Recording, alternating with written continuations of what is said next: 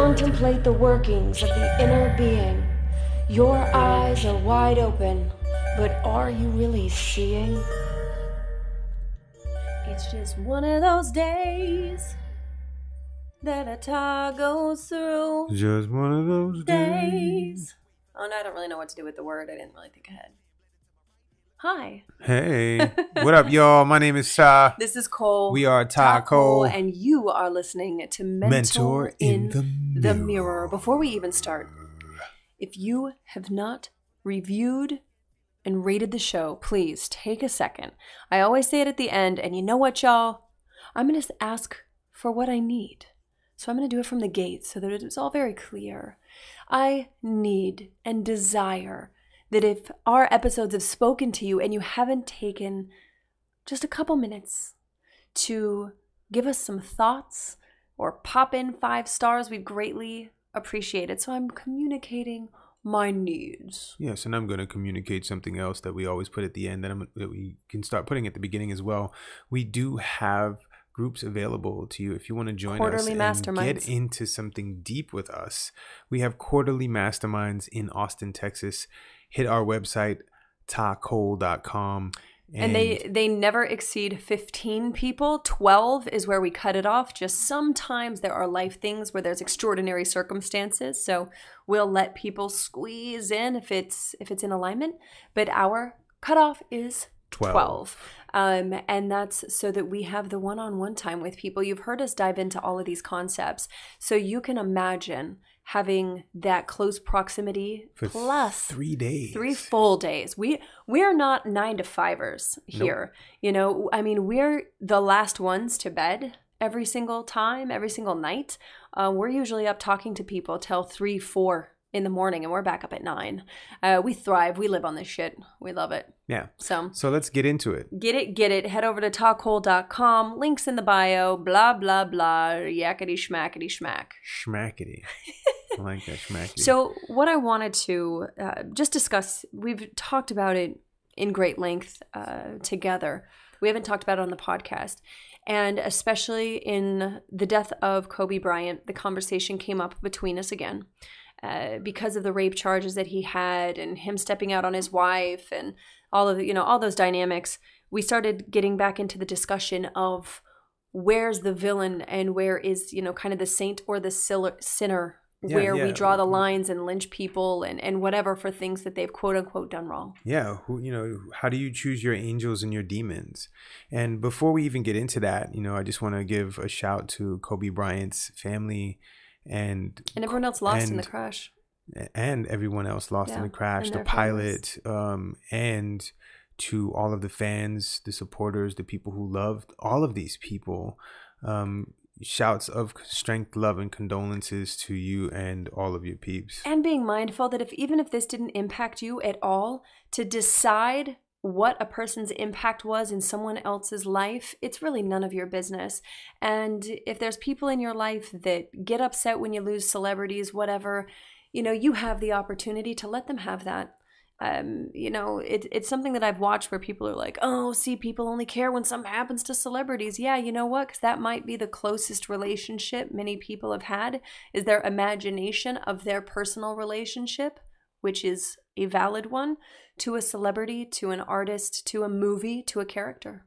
And, what's the hang up with, it was just convenient when somebody dies. If that's when you get a chance to honor somebody, or when you recognize that you honor somebody, then let people have it. We have these hard rules around how people should honor people, and they should be honoring them when they're alive. If not, it's disrespectful. And there's all this debate in politics, or just whether because they were celebrities or not. Look, it doesn't make any difference. The guy passed on, and he's a human being. He's a father, he's a friend, he's a husband, he's an icon to many, he's a villain to others. Whatever he is to you, he is. And let's talk about that. Each person's role in each other person's life. Now, to some people, I am this huge icon of growth and exploration and knowledge and all this. And some other people do not like me. They don't like the way I talk. They don't like how free I am. They don't like your hugging. They don't like my hugs. They don't like all the love, the love and the positivity that I throw out. I'm too much of a hippie. I'm not for everybody, but I am for everybody from my vantage point. So it's like, where do you draw the line, and where does that line come from? And quite often with celebrities, especially with clients and people that we work with, it's really easy to make someone the sinner, the villain after something like this. The alleged, it was dismissed, and yes, she was paid, and all of that as far as the case of sexual assault. The thing is, we're basing it off of our current filters, the information that we had, and it does not dismiss, right? And it does not give approval to certain kinds of behaviors. It's recognizing that I've learned more and more, in particular with our clientele, that even the ones that may have done some things that are not functional, and they would honestly, for some people that we work with, if society knew a lot of the things that we knew, these people would be strung up as well. Yep. While on the other hand, they are changing tens of thousands, if not millions of lives daily. And they made some mistakes and they did some stupid shit. But for us to place a label on a person as a lifelong sentence, then I, like myself, would be under that same scrutiny. The only difference is I've been honest about it the whole time. Mm-hmm. And the things in my life that I did, selling drugs, that directly supported people who ended up passing from drug overdoses, right? So it's like I spent years in shame and guilt, and everything that I was doing was to try to make up for who I believed I wasn't, mm-hmm. and who I felt didn't deserve to live, and mm-hmm. all of this stuff. I had that same shame and blame on myself. No. And on one hand, we preach forgiveness and people being able to, change and all of these things. When we have certain things, in particular around sexual assault or assault against women, where we will vilify and we will villainize, is the word I'm looking for, a person, and not look at anything else that they did. Nothing else. Like everything gets X'd out. Same with Bill Cosby. It doesn't matter anything good he contributed or brought to the world. Other things cancel it out, versus saying both can be present. I'm not saying or suggesting that behaviors should just be skipped over or people shouldn't have, justice or anything like that. What I'm saying is that the fact that it X's out everything else. Yeah. And this is our society thrives off of negativity. Mm-hmm. We base everything from negativity. Most of our religions are based on people being good so that they don't go to hell. Not so that you get into heaven, so that you stay out of hell. Hell is the threat. Heaven is not a threat. It's not that big of a deal. Oh, you're good, you go to heaven. You got to not be bad. Well, so think about it. Nobody says to you like, you're not going to get into heaven. They say you're going to hell. There's no option. There's a potential that you go to heaven, but you're definitely going to hell. Right? Get out of here, man. And this is our society is based on negativity. Our societies, how much pain you can get out. People are selling you remedies for pain. They're selling you remedies for problems. Look at all of the things on TV.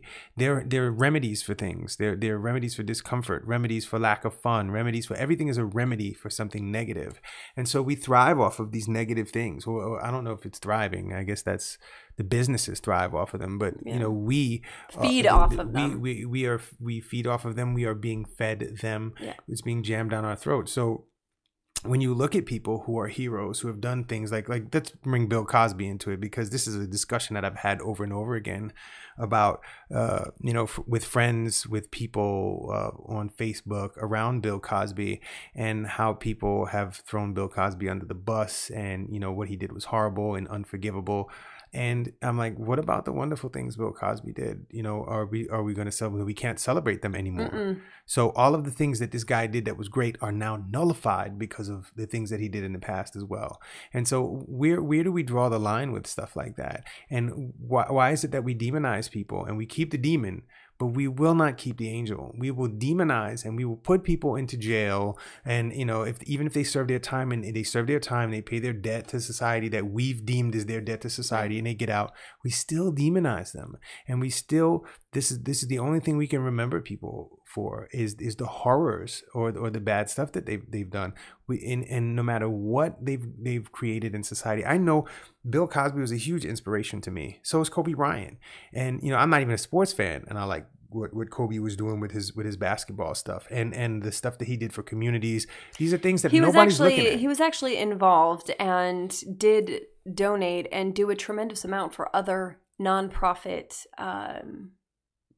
organizations. Right. And I mean, you know, when you're in these positions and you're scrutinized for any little thing that you do that's bad, or any big thing that you do is bad. And I'm not discounting any of this stuff. Totally. I'm not discounting any of it at all. And I am a strong believer that we are not our actions. We are who we are. Our actions are things that are done. What is the root of the action? Why are we doing it? Are we rehabilitating people for the things that they've done? Are we rehabilitating Bill Cosby? Does anybody know why he did what he did? It's the same thing with any other person that commits a crime. Do we get to the root of this? Do we help this person to be an actual functional person? Are they satiated? Do we know how to get them satiated? Or are we going to keep the demon? Are we going to keep the demon, keep them locked away in the dungeon or whatever, wherever we put them?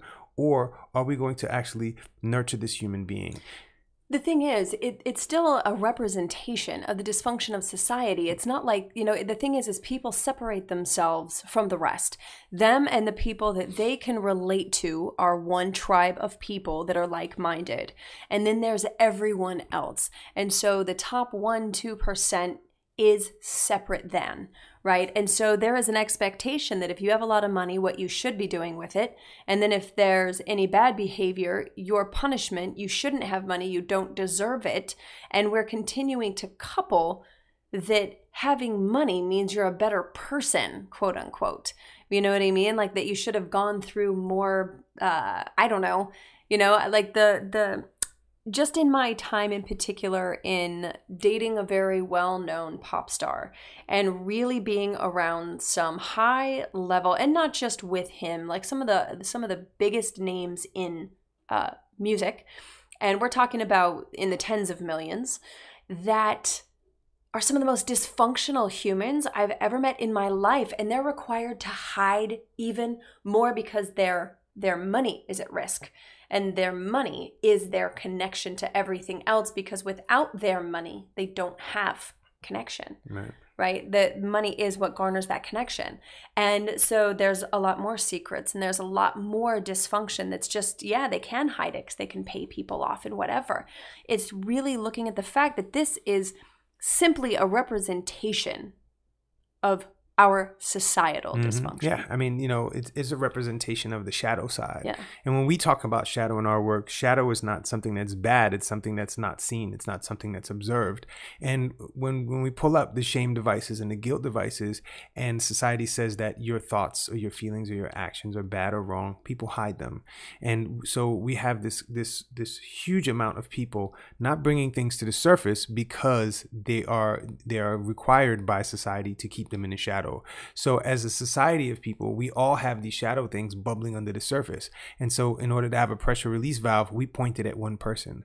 When one person's who especially people of status, of political status, of celebrity status or whatever, these people are pressure release valves. So they're under the watchful eye of all of the people who have all this shadow shit going on in the background, who aren't bringing it to the surface, so that when they see somebody, they can express their shadow through this person. So they go on witch hunts. So people go on witch hunts and they push all of the shadow energy of all of society into these people and out to the surface, and we have these witch hunts to make an example of. Right. And you know, there's also, no one's looking at the expectation that's been placed on people that are celebrity or otherwise, where then they're forced to be on brand, right? So then they have to become more secretive to protect these ideas and imaginations of other people that other people have placed on them because of a role, because of a position that they are playing. Most of the time, that's not a place that they placed themselves. It is where society placed them in reaction to something that they did or a performance. So at what point do we take responsibility of like, oh, wow, I guess I really assumed that they were this kind of person, and my disappointment actually comes from the fact that they were not, or whatever. Well, in order to have that responsibility, you have to have the knowledge, and people are blocked from having the knowledge that you're talking about. So in order to have that responsibility, we have to have the knowledge that we can be responsible for these things. And most people in our societies do not. And this is where we're talking about waking people up, is waking people up to standing in front of the mirror and actually asking themselves these questions so they can bring their knowledge to the surface. We all have the knowledge. It is being programmed by something else and something outside of the self. So when we can get the self to actually know what's going on, we can bring this stuff to the surface and we can address it in logical conversations without killing each other for having differences in opinions or differences in the way we see things.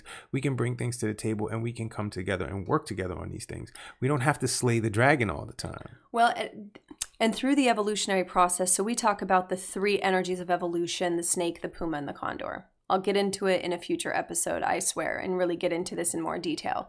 But through these evolutionary processes, you know, especially once people first become woke, quote unquote, they're, you know, really letting go of the past, shedding old skin, all of that stuff.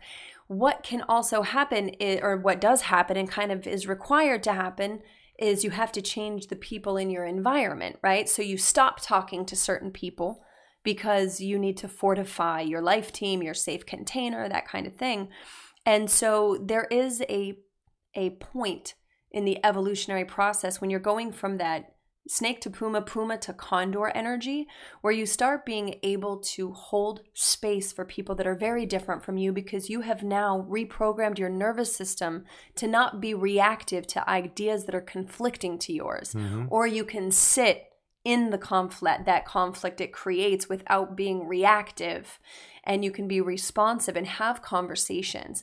And as a woman that's been violently raped, as a woman that's had, you know, been held at gunpoint, to be able to sit with people now and hear some of their stories and not flinch, you know, and be able to talk to them and to be able to actually find deep compassion.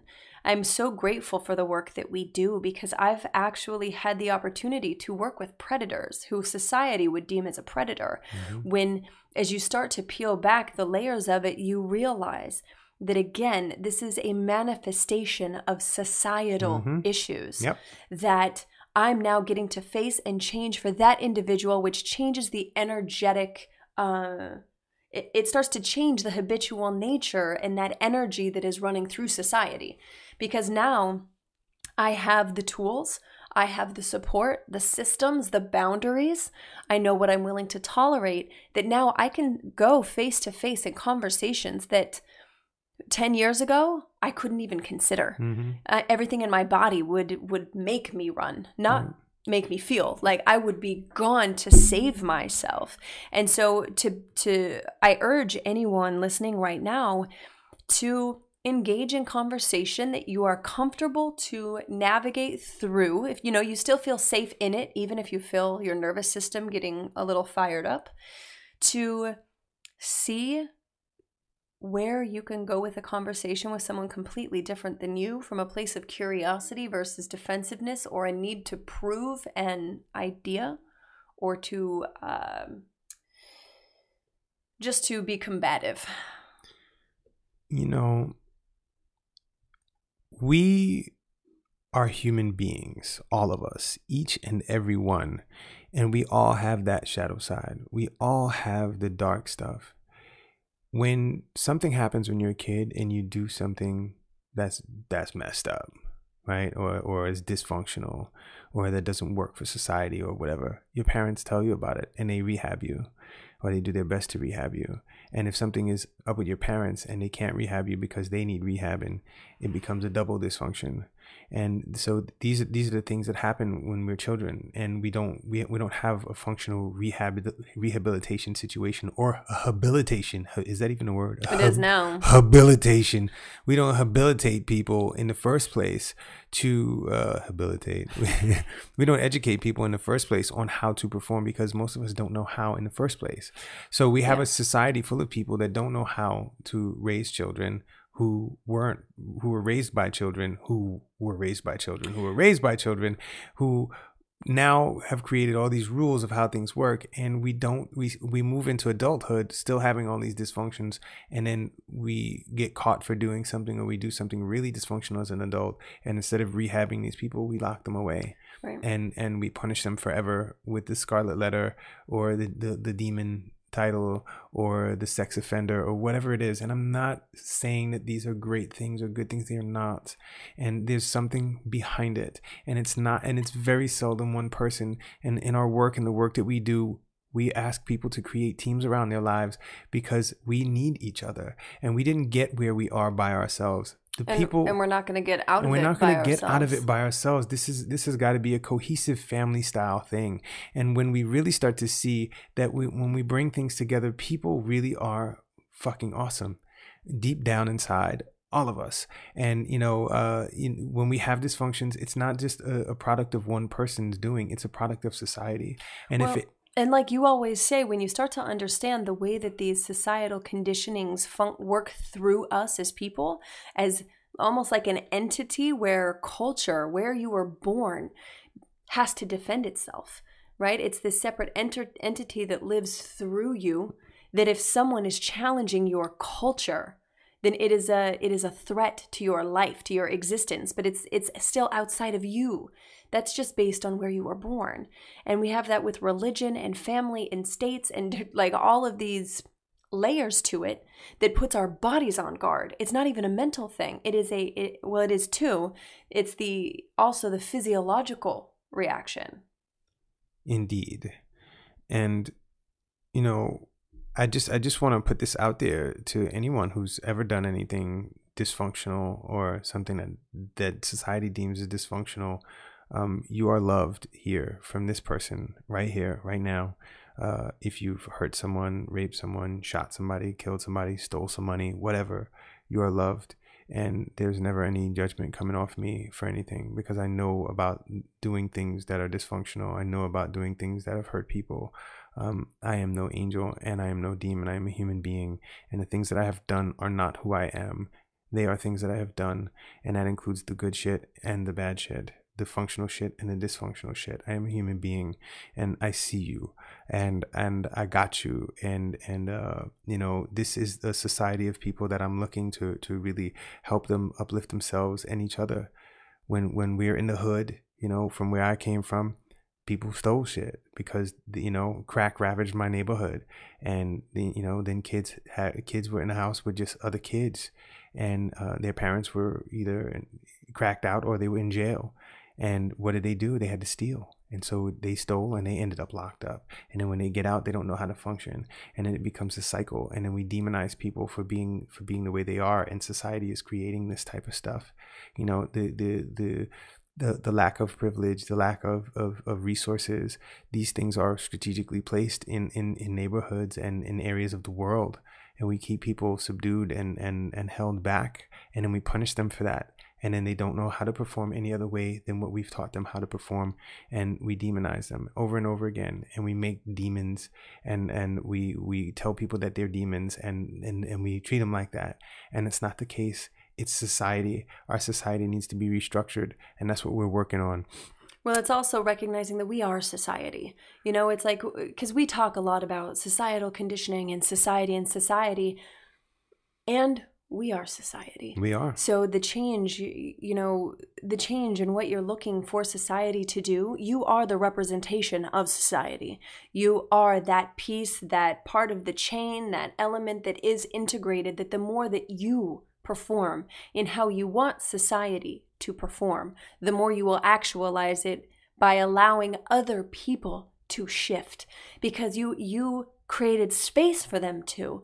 When someone's not on guard and defensive.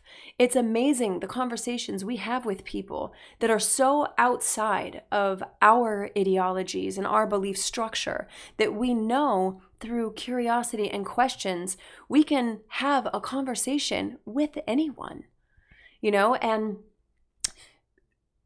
like you said earlier, most people are good. And I'm using that term for simplicity purposes. When you will allow them to express what they're feeling, what they're thinking, why they think the way that they do, and you don't have to attack it or argue it, but actually be curious. Yeah. That curiosity is really important. You know, there was a video somebody had posted up on Facebook maybe a year ago, and it was this guy that said, it was this whole video. He's like, I'm a pedophile and I need help. I don't touch kids, but I have thoughts about having sex with kids. And I was raped as a kid and I was abused as a kid, and I can't stop thinking about this. I need help. And I'm asking for help. I'm just asking that nobody kills me or anything like this, but I really need help. So I need to say this out loud so that I'm safe and other people are safe from, you know, whatever could happen. And, you know, the comments below weren't people saying, hey, let's help this guy. It was, let's kill this dude. Let's hang him up, put him in jail now. He hadn't done anything. What he's asking for is help. And our go-to in society, based off of our religious structures, our societal structures, and protecting our children from people. What about the children? Let's kill this guy. And it made me cry. Like I sat and I watched this video and I cried, and I felt so terrible for this dude. And it wasn't the video that he did. It was the shit that people were saying under it. And I was like, man, this is a human being crying out for help. And how many people, now I've worked in ERs and I've taken care of a lot of people on substances, alcohol, and anything else you can imagine dysfunctional, okay, or as society deems dysfunctional. And these are all human beings, and they all have amazing stories, and they all have stories that are a lot of tragedy based on their parents, their grandparents, going to war, doing all these different things, and nobody's asking these questions. People are deeming these people as bums, derelicts, you know, the dregs of society, and it's not the case. It's not the case. And these are people who love. These are people who have feelings. They have sensations. Are we helping them? No. We're putting them in the demon space, and we're demonizing them, and we're keeping them there. So I just really, you know, when you look at people like Kobe, when you look at people like Bill Cosby, right? The people who are the stars, right? When you look at, remember when Tiger Woods, when they were crucifying, you know, Tiger Woods, and look, it's all the black people now, right? So it's always black people. The witch hunts are always for black celebrities, right? And rich white dudes, right? And so, you know, when these people have all of this stuff going on, do you ask yourself, what were the circumstances that got this person to do these actions?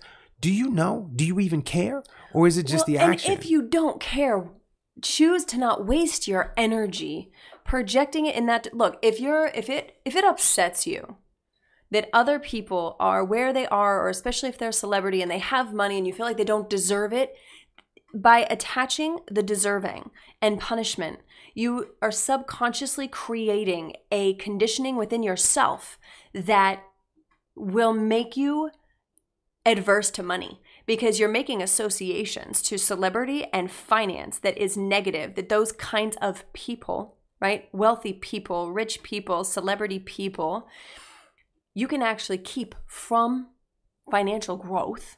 And we see this a lot in particular, people going from 6 to 7 figures, where there is a self-worth attached, and not only self-worth, but a fear of being like, because it's really easy if you do shit that people don't agree with, if nobody knows who you are and you can hide it. Mm-hmm. The more you step out with your message, with who you are, people will look for it, which means if you are not congruent, which means the more money you have, the more exposed you are, the higher risk you are to being lynched. Yep. So that keeps people from fully stepping into a lot of their positions or inspiring or starting their business, because of that fear of, they don't believe that they are good people. Nope. They don't believe that they deserve, quote unquote, to have money either, or to have abundance or clout or whatever.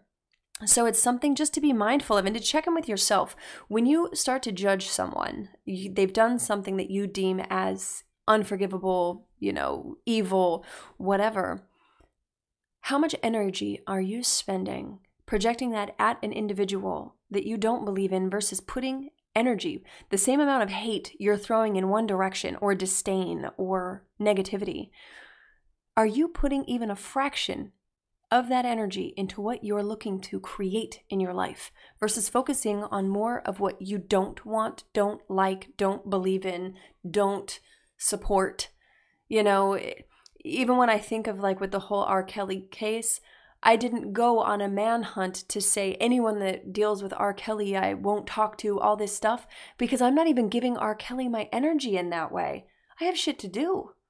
I'm not focused on what people are doing wrong. I'm looking at how do I fortify people being in alignment to the integral companies and nonprofits and activism that they're doing in their life. I don't have enough information about any of these people to make a diagnosis or a generalization or whatever. I can say that I don't function with some of these behaviors. I can say that I would not be in support of those behaviors.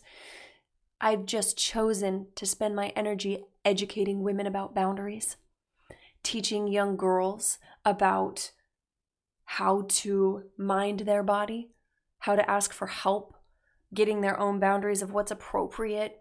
These are the conversations that are getting skipped because of all of these big performance circus shows. Yeah. So I really would love to invite the people who have been bashing Kobe Bryant after his death all over my Facebook timeline to be easy with that, man. The guy's dead. And this is a father. It doesn't make a difference if he's a father or whatever. Well, I'm just saying there's so many identities to one individual. Oh, yeah. So to villainize one element of a person's life, there's still a little girl without a father. Yeah. A wife without a husband, and a lot of people that he employed, a lot of people that were dependent. I mean, there's so many layers to it. And so I'm gonna yank the chain of all these Christian people that have been bashing Kobe on my timeline.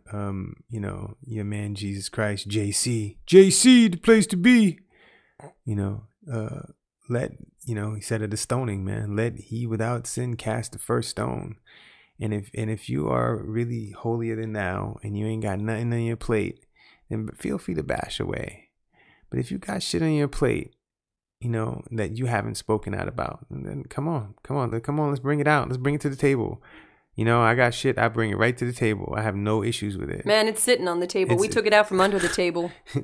We put our gum on the tabletop. It's really, if you got shit on your soul and you're judging somebody else, you are actually pushing your shadow stuff up to the surface through that other person. Mm-hmm. And so just be mindful. And there's a book that I just finished reading called Owning Your Own Shadow by Robert A. Johnson. And it's a game changer. It's really about getting into that space and seeing what your shadow looks like. And shout out to Will Reason, my homie Will Reason, who actually bought that book for me about a year ago. And it's been sitting on my shelf waiting to be read. It's been in the pile of books. Get that book. I love y'all listening. If you have amazing books, tag us. Don't send it to us yet, bro. Our book list right now is bananas. We're going to have to take off 2021 just to read all these books. Thank you so much, though, for sending us books. And thank you for the love. And thank you for creating such awesome content. Keep it coming. Just don't send us books yet. So we invite you to stand in front of that mirror and ask yourself, am I demonizing people? Am I making people into angels? Am I doing it to myself? And do I need to do that, or can I let a human being be? And if we need to help rehab ourselves or rehab other people, what do we need? And the answers are right there. Am I the person that I want to be? Am I hiding? who around me can support me, and being able to say the things that are weighing on my soul, so I don't stay in the dark doing things that are dysfunctional and creating this chaotic background of stuff in the shadow that starts to become really, really heavy on one side until something breaks or something snaps or something comes to the surface, and then it becomes a serious, huge problem. Yep. Don't put yourself in a space where you have to hide. Find people who you can be honest with, and you know, when you are honest with people about the things in your shadow, some of them are going to fall away.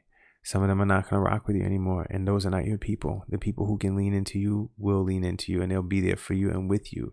So you know, that person in the mirror, that's the person you can trust more than anything. And when you learn to trust that person, when you learn to bring that voice to the surface and actually honor it, and look at yourself in the mirror and speak to yourself and allow your body to settle, that's where all the magic begins, with that mentor in the mirror. We love you. And as always, rate, review, subscribe, share this with a friend. You know, if you've been wanting to share and you're like, man, but I wish I could share, but the language, they don't like swear words, shoot them a message. Start with that honesty, rock that transparency, and say, hey, I've got this episode I'd love you to check out. Look, it's got some language things that I know can be a challenge for you. I still think it's worth it if you can hear past some of the language. Let people decide for themselves. You know, trying to protect people from whatever does not serve them, and it does not serve you. Give them the opportunity. You know, let them draw their own boundaries through honesty and transparency, and start creating relationships that you're looking to be in, so that we can pull more out of the shadows with more ease. And it doesn't mean it's always easy, but it can come with more ease, and it is that simple. So, you know, that's an invitation that I'm going to send out as we say so long, farewell. Auf Wiedersehen, good night. Adieu. Adieu. Adieu, and you, and you.